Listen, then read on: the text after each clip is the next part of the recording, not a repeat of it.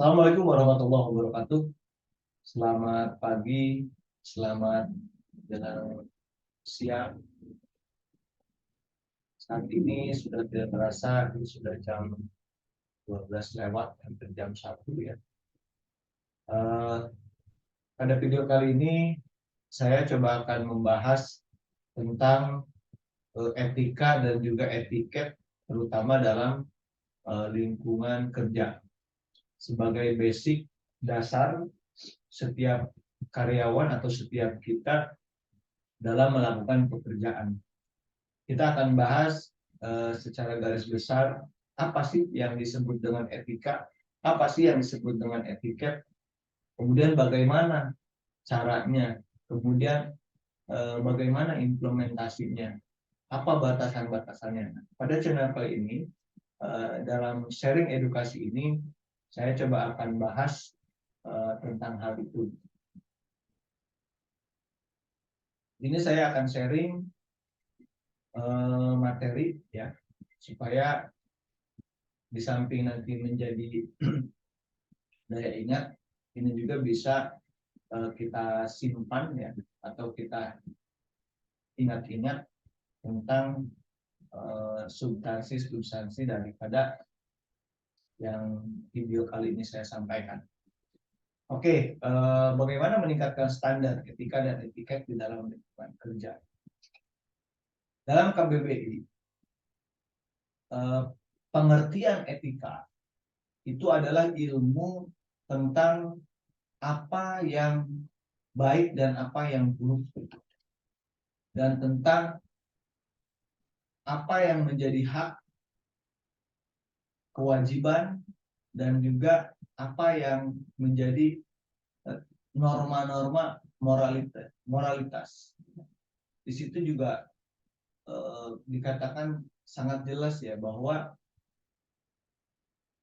ketika sesuatu yang punya batasan baik dan buruk, ketika sesuatu yang punya batasan harus dilakukan dan tidak harus dilakukan, maka itu bisa dikatakan sebagai etika.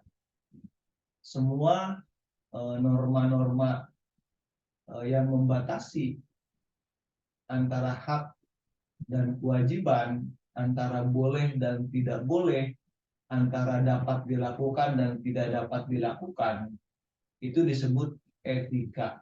Nah, dalam bahasa Indonesia khusus yang tadi disampaikan adalah yang buruk dan yang baik, yang boleh dilakukan dan yang tidak boleh dilakukan, dan yang wajib dilakukan dan tidak boleh dilakukan. Kemudian etiketnya adalah tata caranya. Ketika norma-norma yang sudah diatur dalam etika, maka di dalam etiket ini norma-normanya. Jadi tata cara bersikap, tata cara sopan santun, bagaimana tata cara adab, tata krama di dalam hubungan bermasyarakat. Apakah antar individu, apakah antar kelompok, maupun antar masyarakat di dalam skup lingkungan kita tentunya. Nah, ini menjadi pengertian bahwa semua yang membatasi norma di dalam kehidupan, antara boleh dan tidak boleh, antara baik dan buruk, antara hak dan kewajiban secara individu maupun secara kelompok maupun secara bermasyarakat, itu disebut sebagai etika. Dan etiketnya, tata caranya untuk melaksanakan itu. Bagaimana tata caranya, kemudian bagaimana implementasinya, nah itu disebut sebagai etiket. Dia lebih mengurai petunjuk teknis pelaksanaannya. Kemudian etika dan moral secara tata bahasa. Dalam etimologi, dalam bahasa Yunani, etika itu berarti adalah etos ya. Artinya watak kesusilaan atau adat kebiasaan. Jadi etika itu semua yang berbicara tentang kebiasaan, berbicara tentang norma, norma kehidupan, norma agama, norma adat istiadat. Nah, itu masuk dalam kategori etika. Bagaimana eh, norma itu membatasi perilaku orang untuk melakukan perbuatan jelek dan baik, untuk membatasi perbuatan salah dan benar, untuk membatasi hak dan kewajiban secara personal, secara kelompok maupun secara masyarakat, itu adalah etika.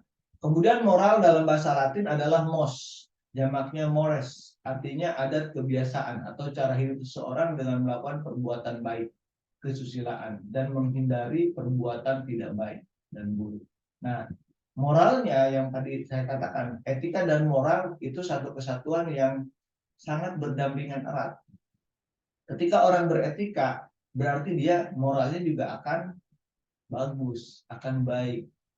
Tapi ketika orang tidak beretika, maka otomatis moralnya juga tidak akan baik. Karena etika dan moral itu sesuatu yang tidak bisa dipisahkan. Dia satu keilmuan yang erat kaitannya dan saling bersinergi keduanya. Orang yang moralnya bagus, etikanya pasti bagus. Dan juga orang yang etikanya bagus, moralnya pasti bagus. Karena dia bersinergi keduanya. Tidak bisa terpisah antara etika dan moral. Kemudian etiket, kumpulan tata cara dan sikap yang baik dalam bergaul antar manusia.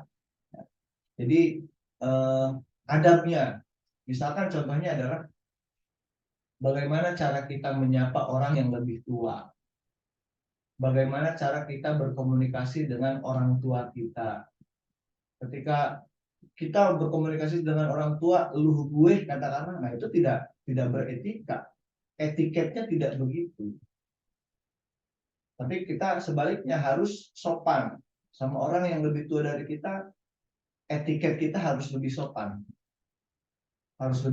karena dia lebih tua dari kita, apalagi terhadap orang tua kita. Maka itu menjadi prinsip yang harus dipegang teguh oleh kita sebagai manusia dalam beretiket untuk menjalankan etika dalam norma-norma kehidupan bermasyarakat, kehidupan bersosial, kehidupan bergaul di dalam lingkungan. Kemudian yang kedua, tata aturan sopan santun yang disetujui oleh masyarakat. Jadi di Indonesia ini kan sangat banyak sekali suku. Tentunya di sana akan ada kearifan lokal yang membedakan etiket dalam lingkungan tersebut. Tujuannya sama, untuk kepada satu kebaikan, untuk menghindari satu keburukan, untuk memberikan mana yang boleh dilakukan, mana yang tidak boleh dilakukan, untuk memberikan mana yang hak, mana yang bukan hak. Nah, tentunya culture dari masing-masing wilayah ini juga akan memiliki perbedaan-perbedaan. Contoh misalkan ketika kita tinggal di Jawa, kemudian kita pergi ke Medan, itu pasti akan ada culture, etika, dan etiket yang berbeda. Karena ada kearifan lokal di masing-masing wilayah. Nah, kita harus bisa beradaptasi dalam mengimplementasikan bagaimana etika dan bagaimana etiket. Contoh kecil dalam segi berbicara. Berbicara orang di Jawa dengan berbicara orang di Medan atau di Batak, secara norma tata bahasanya mungkin akan berbeda. Apakah intonasinya lebih keras, apakah lebih lembut. Padahal itu memang normanya seperti itu, etikanya seperti itu. Bukan sesuatu yang salah atau benar, tapi itu adalah kebiasaan. Nah, ketika itu sudah menjadi kebiasaan, itu sudah menjadi etiket, sudah menjadi norma yang biasa dilakukan, dan itu sudah tidak jadi masalah. Makanya kita pun harus bisa beradaptasi dengan lingkungan yang berlaku di norma yang berlaku di lingkungan masyarakat, norma-norma yang berlaku di lingkungan masyarakat. Kita harus pandai beradaptasi. Ketika kita kemanapun, ke daerah manapun, kita harus bisa menyesuaikan diri dan beradaptasi dengan culture yang ada di sana. Tujuannya semuanya sama.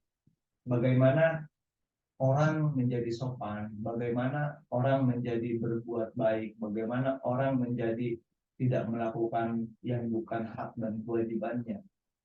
Simpel dan sederhana sebetulnya tujuan etika dan etika itu. Untuk mengatur setiap perilaku yang manusia lakukan terhadap manusia lain, sehingga tidak menimbulkan masalah untuk manusia itu sendiri dan untuk lingkungan maupun untuk kelompok yang ada di lingkungan tersebut. Kemudian perbedaan etika dan etiket. Etika sangat berkaitan erat dengan moralitas.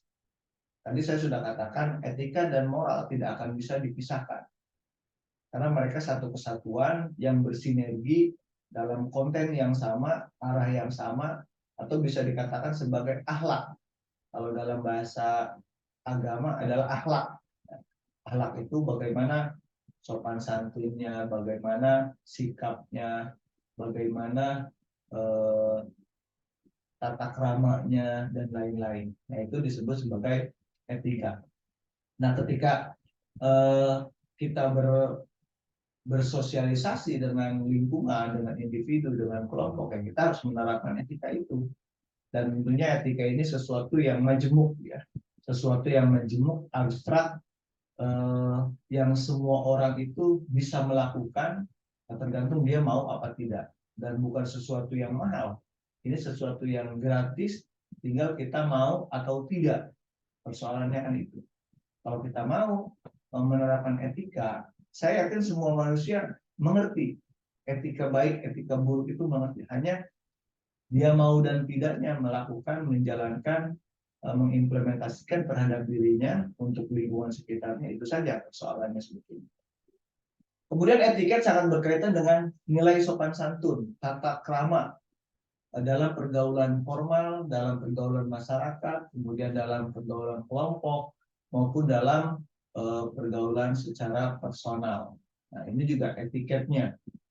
Jadi etika-etiket itu sesuatu juga yang tidak bisa dipisahkan juga. Karena etika membatasi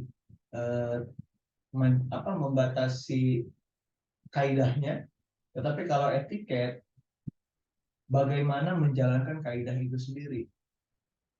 Ketika harus berbicara lemah lembut, misalkan contoh etikanya adalah kalau kita berbicara dengan orang tua harus lemah lembut dan jelas. Nah, itu kan topik utamanya, etikanya. Tetapi bagaimana cara kita menerapkannya? Oh, dengan kalau bicara sama orang tua harus pelan-pelan misalkan, harus jelas, nadanya tidak boleh bentak-bentak, nadanya harus intonasinya juga harus lemah lembut. Nah, cara kita menerapkan itu, nah itu disebut sebagai etiketnya daripada etika yang tadi. Nah, itu salah satu contoh untuk memudahkan gambaran apa sih etika dan etiket ini supaya kita lebih memahami. Dan banyak hal yang lain, tidak hanya itu tentunya ya. Kemudian pedoman sikap dan perilaku etik. Yang pertama, etika yang dinyatakan secara tertulis atau formal disebut kode etik. Kita tahu di Indonesia contohnya misalkan ada kode etik kedokteran, ada kode etik jurnalisme, ada kode etik pengacara, dan lain-lain sebagainya. Nah, itu tujuannya adalah memberikan batasan. Ketika sudah dilanggar kode etik tadi, maka dia sudah melanggar etika, sudah melanggar norma yang berlaku di dalam kelompok tersebut. Misalkan dokter melanggar kode etik kedokteran, dia sudah melanggar etika. Artinya bisa dikatakan ketika dia melanggar etika, dia tidak beretika, dia tidak bermoral, karena dia sudah melakukan pelanggaran terhadap kode etik yang sudah ditetapkan. Makanya ketika sudah tertulis atau formal, itu sudah menjadi kode etik. Ketika kode etik ini dilanggar, maka dia bisa dikatakan tidak beretika, atau melanggar etika, atau melanggar norma. Kemudian kode etik ini merupakan pedoman dalam berperilaku atau bertindak sebagai profesional dalam mengambil keputusan, prosedur dalam lingkungan secara objektif, serta dapat dipertanggungjawabkan. Kode etik tadi ya, jadi kode etik merupakan pedomannya tertulis, kemudian kita harus jalankan supaya tidak dilakukan penyimpangan atau tidak harus diikuti. Apa yang sudah tertuang dalam kode etik itu harus dilakukan, dilaksanakan, dan juga dijalankan. Tidak boleh dilanggar. Ketika kode etik itu sudah diregulasikan tertulis. Tetapi kalau kode etik yang belum tertulis itu biasa dalam hukum adat, hukum kebiasaan, norma adat, norma kebiasaan. Nah itu belum tertulis, tetapi walaupun tidak tertulis itu sudah dilakukan. Itu merupakan sebuah hukum yang tidak tertulis atau bisa dikatakan sebagai adat, hukum adat. Kemudian basic dalam etika dan etiket di lingkungan kerja. Ini yang sangat fundamental. Ada dua sub ya. Yang pertama pengetahuan dasar, kemudian yang kedua keterampilan dasar. Ini basicnya. Ketika orang dalam lingkungan kerja ini beretika dan beretiket, apa sih yang menjadi pengetahuan dasar?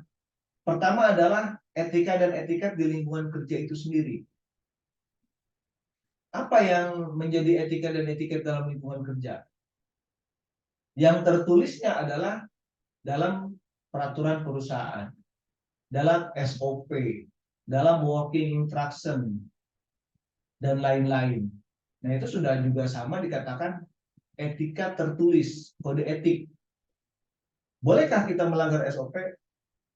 Bolehkah kita melanggar peraturan perusahaan? Tentunya tidak bisa. Karena itu sudah merupakan regulasi yang berlaku di lingkungan itu sendiri. Bagaimana cara kita melakukan, bagaimana cara kita menerapkan, nah itu sudah berlaku di lingkungan perusahaan itu sendiri. Makanya itu menjadi penting harus diikuti. Kemudian yang kedua, budaya kerja di lingkungan kerja kita sendiri. Biasanya kebiasaan-kebiasaan yang sudah tertanam itu sudah menjadi budaya di lingkungan kerja. Nah, tinggal kita lihat apakah budaya di lingkungannya sudah bagus, cukup bagus, atau kurang bagus. Nah, ketika kita mengetahui bahwa budaya kerjanya kurang bagus, kalau kita sebagai tenaga-tenaga human resource harus membuat itu menjadi bagus. Harus dibiasakan sehingga menjadi habit yang positif untuk kemajuan perusahaan. Jadi itu juga sangat berpengaruh budaya kerja di dalam lingkungan kerja. Kemudian penyebab dan solusi di lingkungan kerja. Nah ini juga harus menjadi dasar. Ketika ada masalah yang berkaitan dengan etika, itu juga harus diketahui kenapa muncul, kenapa tumbuh itu, apa penyebabnya, apa yang menyebabkan itu ada. Itu harus kita cari penyebabnya. Kemudian kita harus petakan juga bagaimana menyelesaikan masalah itu.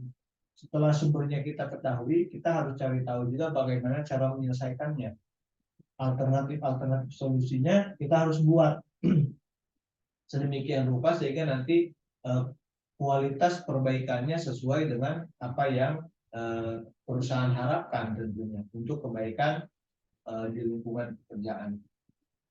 Kemudian SOP dan aturan kerja di lingkungan kerja ya tadi sudah saya katakan itu sebagai juga dasar bahwa etika dan etiket itu bisa dilakukan dasarnya juga dari aturan perusahaan SOP, peraturan perusahaan, working instruction, dan juga petunjuk-petunjuk lain, misalkan himbauan, warning dan lain-lain itu juga merupakan bagian dari pengetahuan dasar dalam beretika. Kemudian yang kedua, keterampilan dasar. Ini juga menjadi penting. Makanya dalam channel ini saya coba sharing untuk menjadi keterampilan dasar. Supaya kita yang ada di muka bumi ini, khususnya yang nonton video ini menjadi paham. Apa sih dasar-dasarnya? Yang pertama, mengerti dan menerapkan etika dalam etiket. Nah, kita harus pahami dulu. Bagaimana mungkin kita bisa menerapkan etika, kita bisa beretiket, Kalau kita tidak mengerti, kita tidak paham. Contoh misalkan, dilarang meludah sembarangan. Kita harus pahami apa yang menjadi dasar dilarang meludah sembarangan. Kalau dalam perusahaan, oh ada tertuang di dalam peraturan perusahaan. Oh harus meludah di tempat yang ditentukan. Misalkan lagi, dilarang merokok kecuali di smoking area. Itu juga sama. Kita harus paham. Kalau kita tidak paham itu, kita merokok sembarangan, itu akan menimbulkan masalah buat kita sendiri dan juga buat lingkungan kerja. Maka itu menjadi penting, mengerti dan menerapkan etika dan etiketnya. Kita harus sesuai, nggak boleh buang sampah sembarangan. Yang kita harus lakukan. Ketika kita langgar, itu akan bermasalah buat kita sendiri dan juga buat lingkungan perusahaan. Mengerti dan menerapkan budaya kerja, disiplin, tanggung jawab, human relation yang baik, kerja tim yang baik, itu juga sangat banyak. Kita harus paham, harus mengerti dasar-dasar di dalam menjalankan aktivitas di lingkungan kerja itu sendiri. Karena itu akan menjadi fundamental ketika kita tidak mengerti, kita tidak bisa berkomunikasi, tidak bisa bersosialisasi, tidak bisa berhuman relation dengan rekan kerja kita, itu pasti akan menimbulkan masalah. Kemudian yang berikutnya mengerti problem solving. Ya, tadi di atas sudah dikatakan apa harus kita cari penyebab dan solusinya. Nah, itu juga termasuk dalam problem solving. Apa teori problem solving? Banyak ya metode-metode untuk menyelesaikan masalah. Yang pada dasarnya, pada umumnya, kita harus tahu dulu sumber masalahnya. Kemudian kita harus cari tahu masalah itu muncul karena apa, penyebabnya. Kita inventaris semua. Kemudian setelah kita ketahui, baru kita cari alternatif solusinya. Nah, yang terakhir baru kita tentukan solusi yang terbaik. Tentunya dari sudut pandang ada material, ada manusia, ada metode, ada mesin, dan lain-lain. Itu biasanya dalam sistem analisis 4M untuk menyelesaikannya. Kemudian mampu menjalankan SOP dan aturan kerja. Nah, itu juga keterampilan dasar.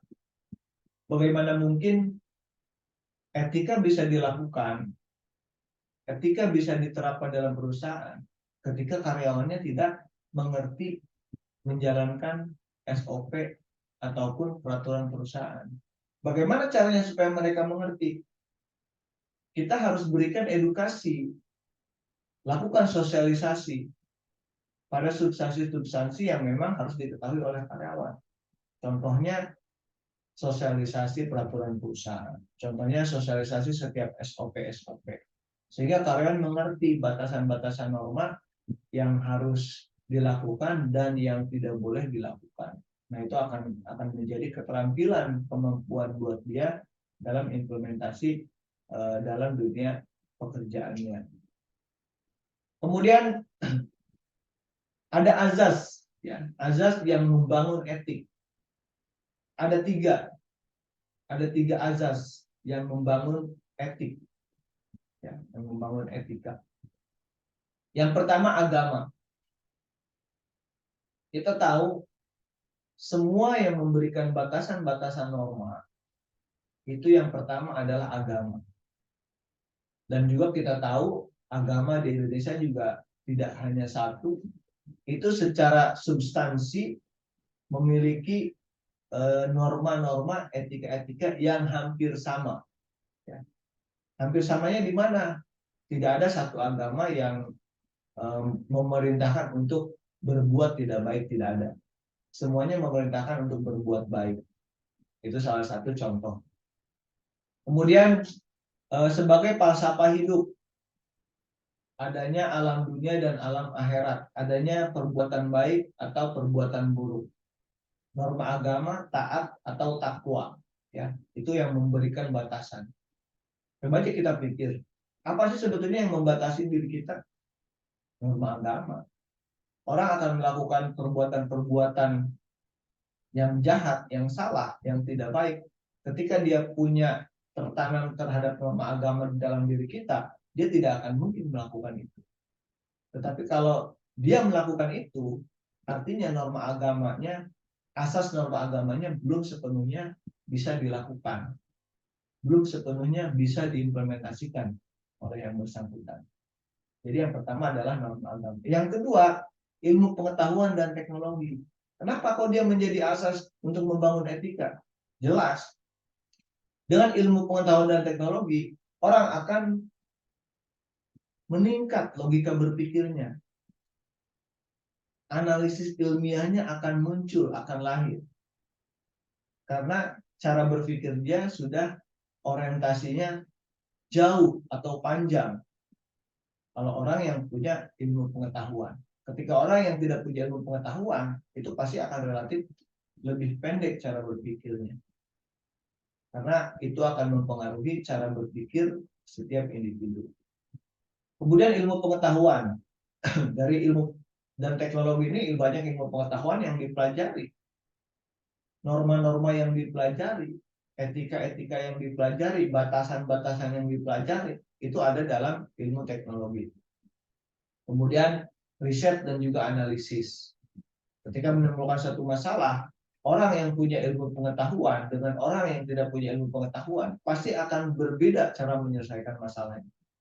Kalau orang yang punya ilmu pengetahuan, dia akan lebih terstruktur, akan lebih sistematis, akan lebih analisis di dalam menyelesaikan permasalahan tersebut. Tidak asal. Tetapi kalau orang yang tidak punya ilmu pengetahuan, pasti dia akan bingung bagaimana menyelesaikan masalah itu. Bagaimana caranya? Seperti apa solusinya? Nah, tentunya makanya di sini ilmu pengetahuan dan teknologi menjadi asas untuk membangun etika. Kemudian yang ketiga adalah budaya. Ini juga sangat erat kaitannya. Budaya lokal, budaya nasional, norma budaya, kearifan lokal yang tadi di awal juga saya sudah singgung sedikit. Jadi ketiga ini akan berpengaruh terhadap pembangunan etika. Kemudian dalam melaksanakan di lapangannya atau implementasinya dalam hubungan antar manusia, dalam hubungan antar personal, dalam hubungan antar kelompok, dalam hubungan antar masyarakat. Nah, ketiga ini akan berpengaruh. Contoh ketika di satu daerah mayoritas agama adalah Nasrani misalkan. Dengan satu daerah yang mayoritas agama Islam misalkan. Itu pasti akan ada norma-norma yang berbeda. Karena menjadi salah satu sandaran adalah agama. Tidak salah norma yang berlaku di sana di mayoritas agama Kristen misalkan dengan mayoritas agama Islam agak sedikit berbeda, itu tidak salah karena memang norma yang berlaku di situ di lingkungan situ yaitu yang mayoritas yang digunakan. Kemudian kearifan lokal, kebiasaan-kebiasaan di lokal itu sendiri, di lingkungan itu sendiri. Nah, makanya ketiga ini adalah prinsip yang membangun etika dan juga moral di dalam peradaban manusia. Apakah dalam satu kelompok, apakah dalam satu wilayah, atau dalam satu negara. Pandai-pandainya kita bisa menjadikan tiga asas ini sebagai dasar untuk implementasi dalam kehidupan kita sehari-hari. Kemudian bagaimana meningkatkan etika dan etiket di tempat kerja? Pertama yang harus diperhatikan adalah penampilan. Ini juga termasuk etika. Boleh nggak kita bekerja pakai baju bolong-bolong? Boleh nggak kita bekerja pakai baju asal-asalan? Tidak boleh. Karena ketika kita lakukan itu, maka kita tidak beretika. Maka penampilan itu juga menjadi satu yang utama dalam melakukan etiket sebelum ke yang lain. Kemudian yang kedua, jagalah kebersihan dan kerapian di tempat kerja. Itu juga etika. Dan juga etiketnya dalam implementasinya. Pasti nggak ada orang di satu lingkungan kerja buang sampah boleh sembarangan dan lain sebagainya, tidak ada. ketentuan itu, karena etikanya pasti hampir sama semua tempat. Kalau buang sampah harus di tempat sampah, kalau mau buang air harus di kamar mandi, tidak bisa semau-maunya. Kemudian yang ketiga, hormati dan hargai semua orang di lingkungan kerja. Nah ini yang kadang-kadang masih sulit dilakukan oleh setiap individu. Padahal prinsipnya kalau kita menghargai orang, orang itu akan menghargai kita. Tapi itu juga sebaliknya. Kalau kita tidak menghargai orang, orang tidak akan menghargai kita. Maka ketika kita ingin dihargai, hargailah orang lain sebelum orang lain menghargai kita.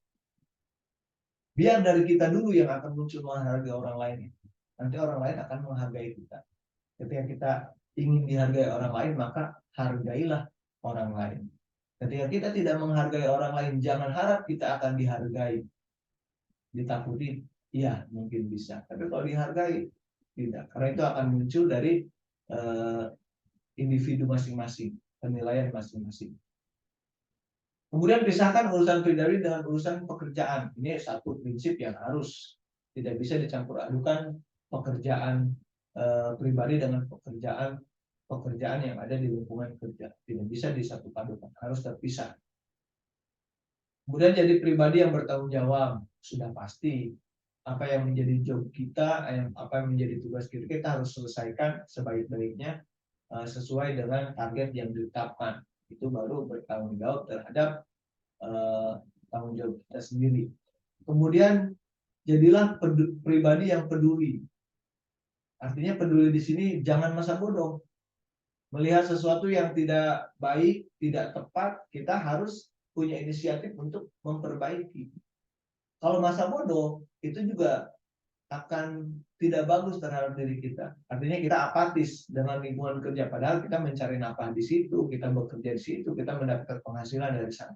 Maka kepedulian ini pun dituntut untuk kita bisa take care terhadap lingkungan tempat kerja kita. Kemudian yang ketujuh, hindari memotong pembicaraan yang salah di tempat kerja. Artinya etika berbicara. Ya. Etika berbicara pun kita harus gunakan. Jangan berbicara tidak beretika. Kalau bicara mau motong-motong orang, izin dulu, sampaikan dulu. Jangan langsung main potong-potong pembicaraan orang yang sedang berbicara. Ketika orang melakukan itu, maka dia kurang beretika dalam berbicara. Karena ada etika juga, etika komunikasi ya. Di situ dijelaskan. Kemudian tepat waktu secara keseluruhan. Tepat waktu secara keseluruhan di sini yang pertama yang paling sederhana adalah disiplin masuk bekerja. Disiplin masuk bekerja, masuk jam 8 misalkan ya sebelum jam 8 kita sudah sampai. Kemudian disiplin menyelesaikan target pekerjaan.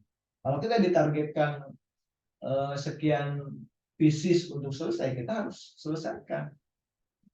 Kemudian target pengiriman. Kalau kita ditargetkan mengirim harus jam sekian, kita harus lakukan. Karena ini menjadi modal untuk meningkatkan etika dan etika di lingkungan pekerjaan kita. Kemudian jadilah pribadi yang fleksibel namun berprinsip. Kita harus fleksibel, ngikutin budaya yang ada di lingkungan. Tapi kita harus berprinsip.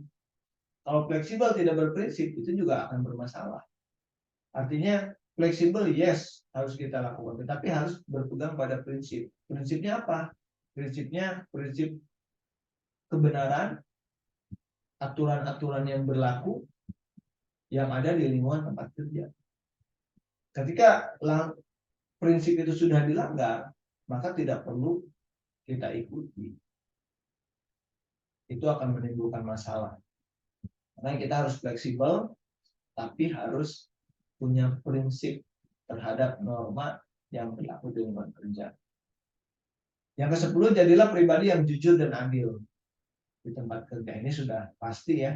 Ketika kita jujur, ketika kita adil, ketika kita bijaksana, pasti feedback di lingkungan kerja pun akan enak untuk kita.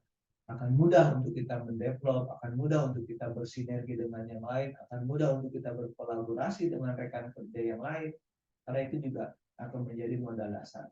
Maka ada 10 bagaimana cara meningkatkan etika dan etiket di lingkungan tempat kerja kita. Yuk kita terapkan di tempat kita kerja semua supaya perusahaan lingkungan kerja kita lebih baik dalam tatanan etika dan juga etiket.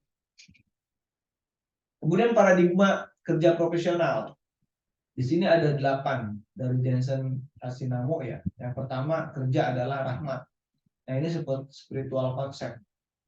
Kita harus juga tanamkan ini, bahwa kita bekerja adalah rahmat. Banyak orang lain yang tidak bisa bekerja, banyak orang lain yang tidak mau bekerja, banyak orang lain yang malas bekerja. Makanya ketika kita sudah bekerja, ini adalah sebuah rahmat yang harus kita pertahankan untuk diri kita sendiri yang berpengaruh terhadap lingkungan kerja kita. Kedua, kerja adalah amanah. Nah, ini yang menjadi penting. Kita jangan berpikir kerja sudah dibayar, sudah kemudian kerja kita semaunya. Jangan berpikir seperti itu. Kerja itu ada amanah. Amanah yang ada pertanggungjawaban kita, dunia maupun akhirat. Ya. Jadi kita harus betul-betul tanamkan bahwa kerja adalah amanah yang harus kita jalankan sebaik-baiknya. Kenapa? Karena kita sudah diberikan hak dan kewajiban. Hak kita apa? Hak kita mendapatkan upah. Kewajiban kita adalah melakukan pekerjaan sesuai dengan perintah yang diberikan tentunya. Kemudian yang ketiga, kerja adalah panggilan. Jadi jangan kerja itu dijadikan beban.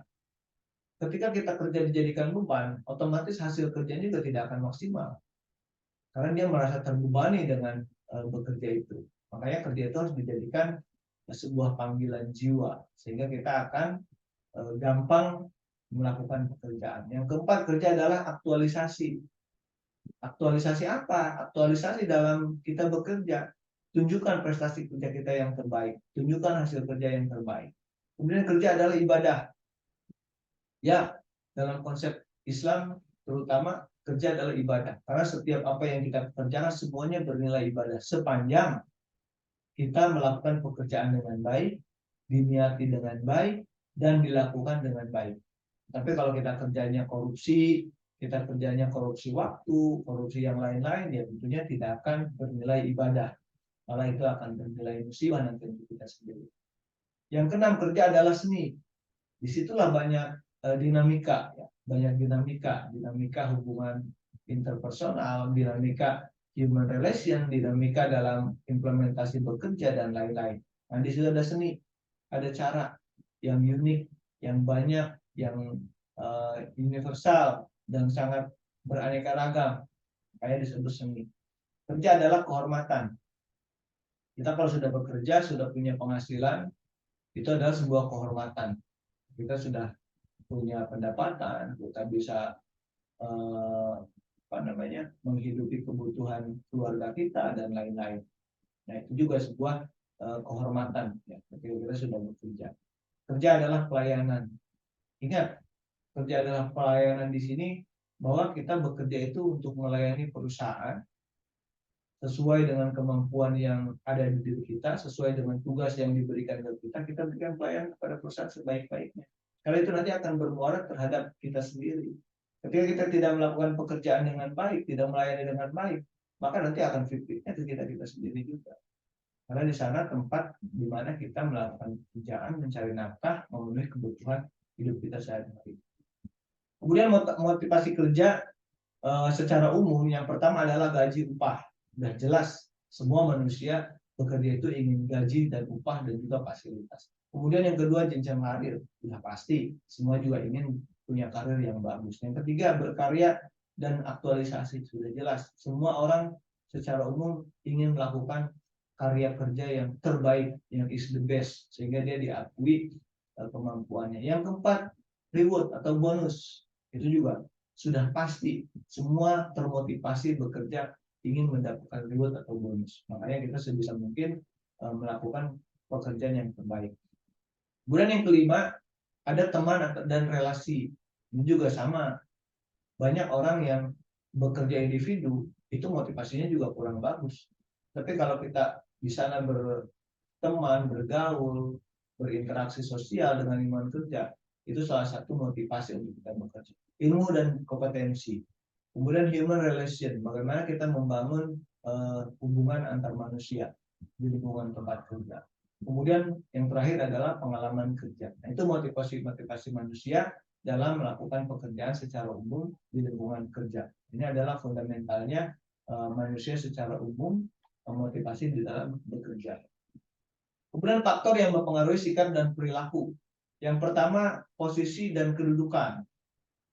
Kenapa posisi dan kedudukan berpengaruh terhadap sikap dan perilaku? Ya, orang yang punya kedudukan tinggi, posisi tinggi, dia akan punya pengaruh lebih besar dibanding orang yang berposisi dan kedudukan yang rendah.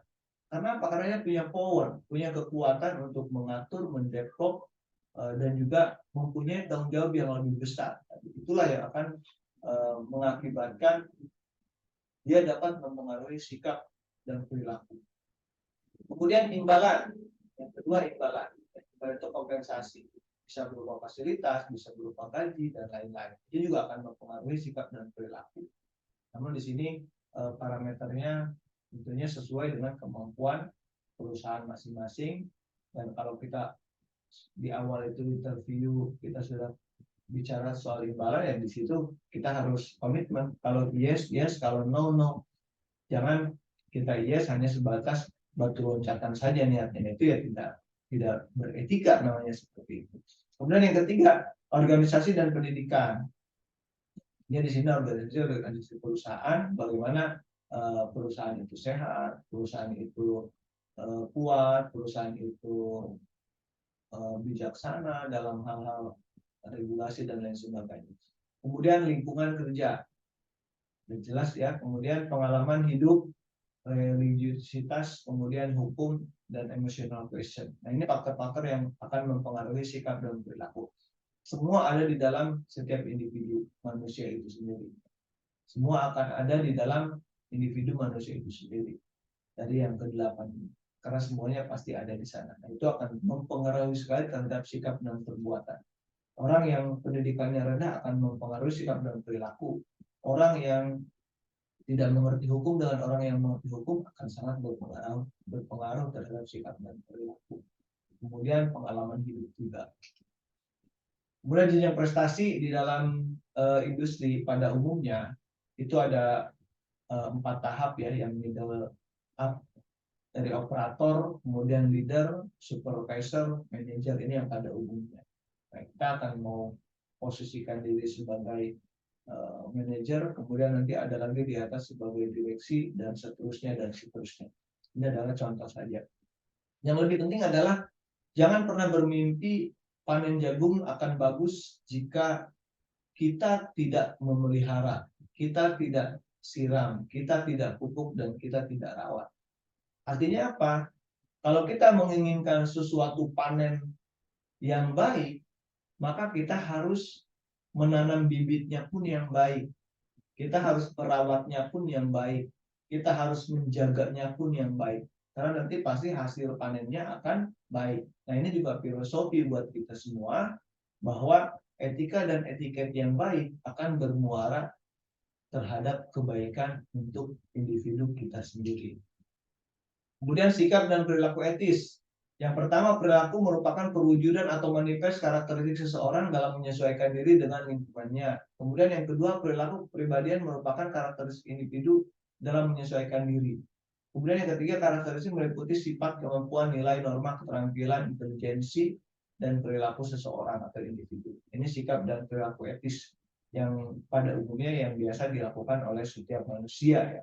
Ini juga tinggal kita pahami, kita pelajari, kita perdalam apa sih yang terkandung di dalam 3 poin penting ini. Nah, itu saja rekan-rekan yang video kali ini cukup yang saya sampaikan. Semoga bermanfaat untuk kita semua, khususnya buat saya. Di sini memang saya sengaja bikin konten-konten hanya untuk edukasi, pendidikan buat rekan-rekan regenerasi yang sebelum yang baru-baru, tentunya yang masih butuh wawasan, butuh knowledge tentang hal-hal seperti ini. Nah, saya akhiri pada video kali ini, mudah-mudahan bermanfaat. Jika Anda suka, silahkan lakukan komentar, subscribe maupun like. Kemudian silahkan komentar di sana, Mas. Nanti kita akan ketemu di channel edukasi yang berikutnya untuk materi-materi semua seputar industri manufaktur yang konsepnya di dalam human resource, ya, human resources atau sumber daya manusia. Karena memang saya sebagai praktisi human resource untuk saat ini sudah hampir 18 tahun menggeluti dunia human resource, ya. Dan itu menjadi modal dasar saya untuk memberikan edukasi. Dan S2 saya pun juga dalam sumber daya manusia. Jadi memang saya dedikasikan channel ini untuk memberikan edukasi. Mudah-mudahan channel ini bermanfaat untuk orang-orang yang menonton video ini supaya menambah hasanah keilmuan, bermanfaat untuk diri saya dan juga bermanfaat untuk orang-orang yang menerima dan juga menonton video ini. Terima kasih. Selamat siang. Mohon maaf atas kelebihan dan kekurangan. Billahi taufiq wal hidayah. Wassalamualaikum warahmatullahi wabarakatuh.